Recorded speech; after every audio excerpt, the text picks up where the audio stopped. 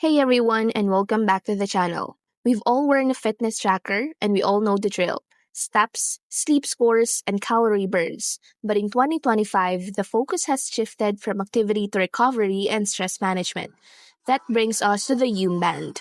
This device claims to be different, using proprietary algorithms to deliver actionable insights into your cognitive load and emotional recovery, not just your resting heart rate. Is this the future of personalized health, or is it just the next step counter with a slick marketing campaign? Let us find out if the Hume Band is worth it or not in 2025. The Hume Band doesn't sell simple metrics, it sells context. The philosophy is that simply measuring your sleep quality isn't enough.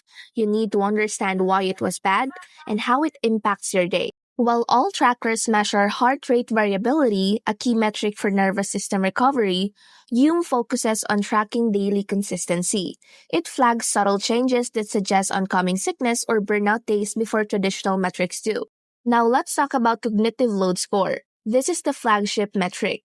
By combining continuous skin temperature, resting respiratory rate, and HRV trend data, Hume attempts to quantify your mental energy reserves. The promise is that you'll know if you are recovered enough for a major intellectual task or if you need a true mental break. The goal isn't just data access, it is action. The app is designed to tell you your cognitive load is high, switch to low intensity work for 60 minutes, or your recovery is excellent, push today's workout. This promise of actionable, multifaceted insights is what separates a true health companion from just another tracker.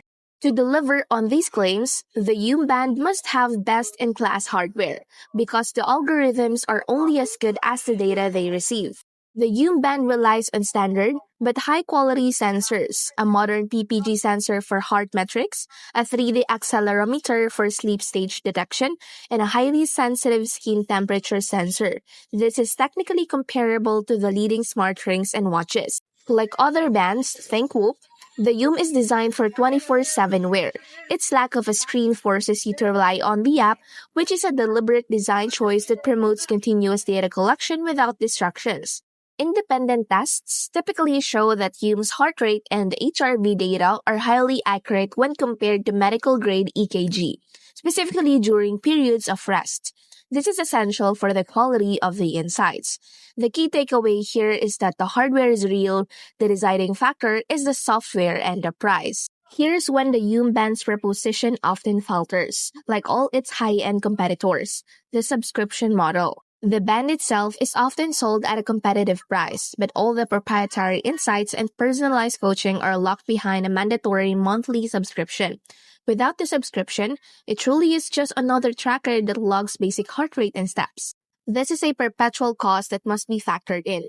For the average user, the constant flood of deep data can be overwhelming. Instead of simplifying health, it can introduce health anxiety, forcing you to worry about a marginally low HRV score or an elevated respiratory rate even when you feel fine. If you only care about exercise performance like running, lifting, the Hume Band might be overkill. Other devices excel specifically at workout tracking and offer better real-time display. Hume is for the person tracking systemic health and recovery. So, is the Hume Band a source of real health insights or just another tracker? My final verdict is, it is worth it for the dedicated biohacker, but not for the average user.